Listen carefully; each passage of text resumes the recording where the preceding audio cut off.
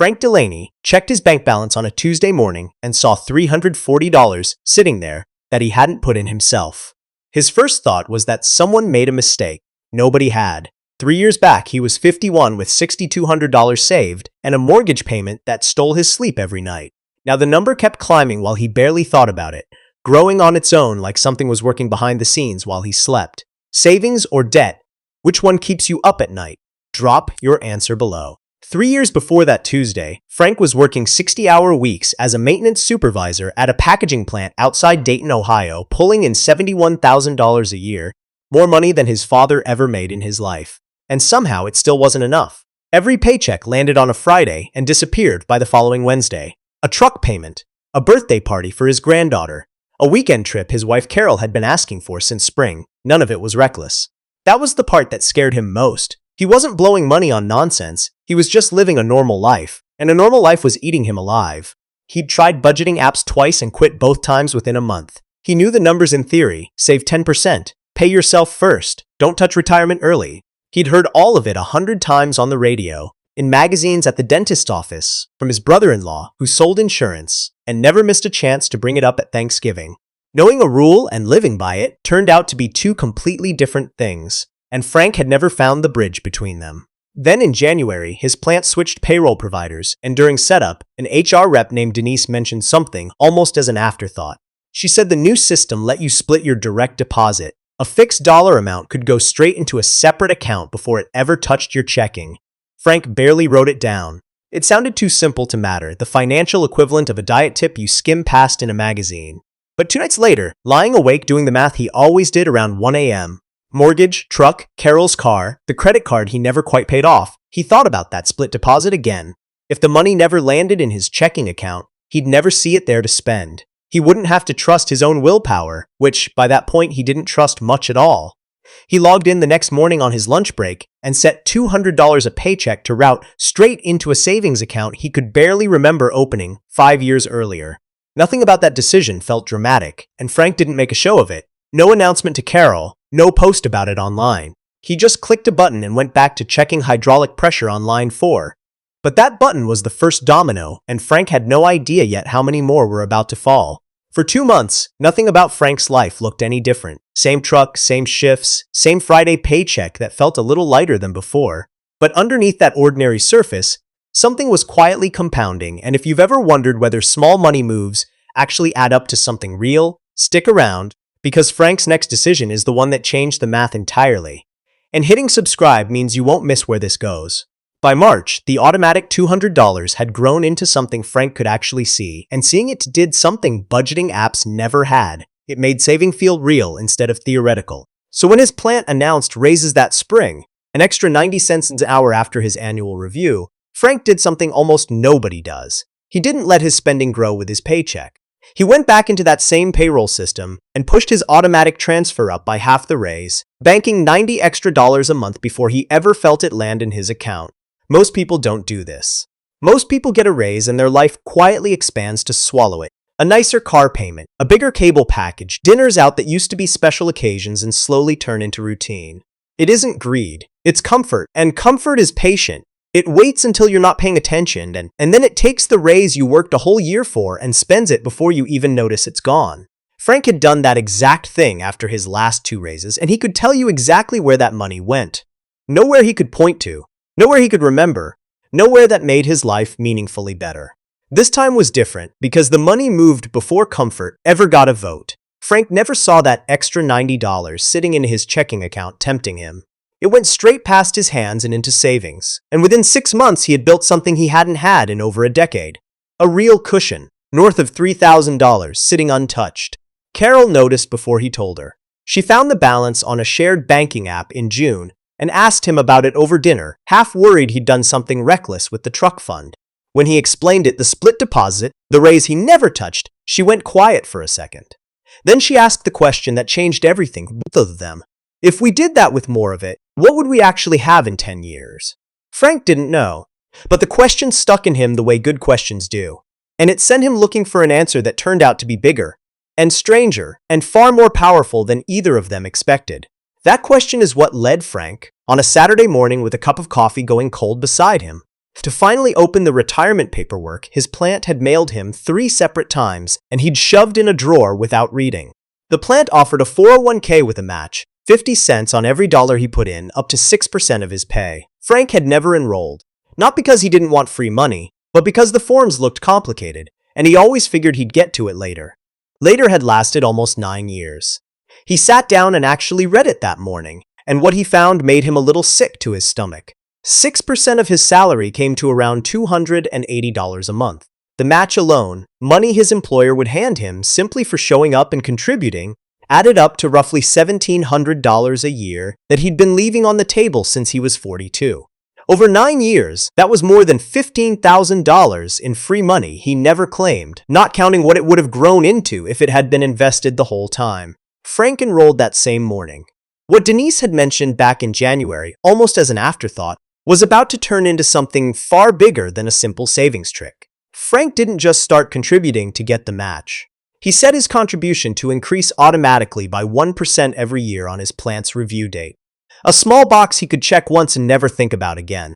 He moved his emergency cushion into a separate high-yield savings account, earning real interest, instead of sitting nearly flat in his old checking-linked savings. And once that cushion covered about 4 months of expenses, he redirected the leftover from his paychecks split into a simple low-cost index fund inside a Roth IRA, the kind that tracks the broader stock market instead of trying to beat it. None of these pieces were complicated on their own. A payroll split, an automatic contribution increase, a cushion account finally earning real interest, and a boring index fund bought in the same amount every single month, no matter what the news was saying that week. What made the system powerful wasn't any single piece. It was that every part of it moved money before Frank ever had a chance to talk himself out of it. Willpower never entered the equation because willpower was never required. And this is where the math starts to feel almost unfair in Frank's favor. The $280 a month he now put into his 401k, matched by his plant, worked out to around $420 a month actually landing in his account, growing at a historical average return for a diversified stock portfolio of roughly 7% a year after inflation. Run that forward 20 years, which is about how long Frank has left before retirement starts looking real, and that steady, unglamorous monthly amount grows past $230,000. Not because Frank got lucky in the market, not because he picked a hot stock his coworker swore by, because he showed up every single month in good years and bad ones, and let time do the heavy lifting no amount of hustle ever could. There's a simple way to see how far this can actually go without needing a finance degree to follow along. Financial planners often talk about something called the 4% rule, the idea that once you've built a large enough nest egg, you can safely pull out about 4% of it a year in retirement and reasonably expect it to keep lasting, since the market keeps growing in the background even while you're withdrawing from it. That means the $230,000 sitting in Frank's account by his early 60s isn't just a number to admire on a screen. It could eventually support somewhere around $9,000 a year in retirement income, all on its own, without touching his pension or whatever Social Security ends up looking like by the time he gets there. And that's just the piece tied to his 401k. Add in the Roth IRA, Carol's account, and the plain old savings habit that started this whole thing, and the real number climbs a lot higher. Carol started her own version 6 weeks later, a smaller split into her retirement account through her job at the school district. Between the two of them, without changing their household income by a single dollar, they'd built a system that would keep growing whether they thought about it or not, whether the market was up or the news was screaming about a crash, whether they remembered to check it or completely forgot it existed for 6 straight months. That last part is what still catches people off guard. A friend of Frank's, a guy named Pete who worked the line 2 stations down, heard about all this at a cookout that summer and got excited enough to open an account of his own. He put in $300 the first month. Then the market dropped 8% in September, and Pete panicked, pulled his money out, and put it in a regular savings account, earning almost nothing, certain he'd dodged a bullet. Frank left his money exactly where it was and didn't even open the app that month. 2 years later, Pete's money had earned him less than $100. Frank's had grown by more than $11,000, and the only real difference between them wasn't intelligence or luck. It was that Frank never gave himself the chance to make an emotional decision, because the whole system was built to run without his emotions in the room. By the time that Tuesday morning came around, the one where Frank stared at his balance and thought the bank had made a mistake, the system had been running quietly for almost 3 years.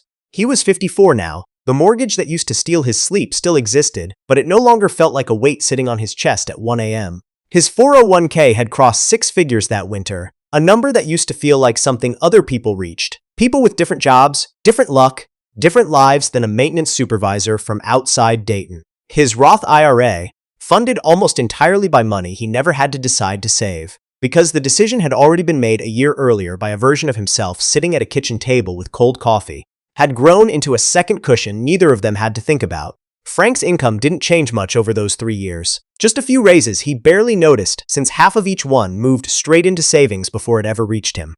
The real difference showed up somewhere else entirely. The mental noise money used to make in his head had gone quiet. He used to run numbers in bed most nights, half asleep and half panicked, math that never landed anywhere good.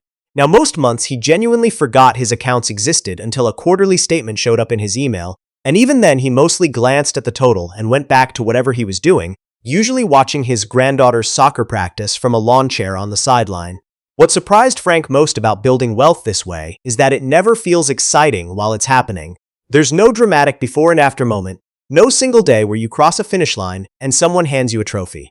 It's 100 boring Tuesdays where nothing seems to change, followed by one ordinary morning when you check your balance and realize the boring Tuesdays added up to something real.